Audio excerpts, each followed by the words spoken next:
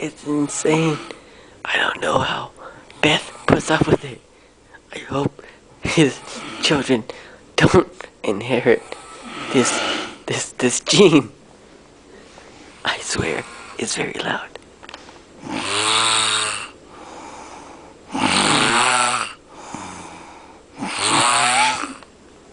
I hope I live to tell the story.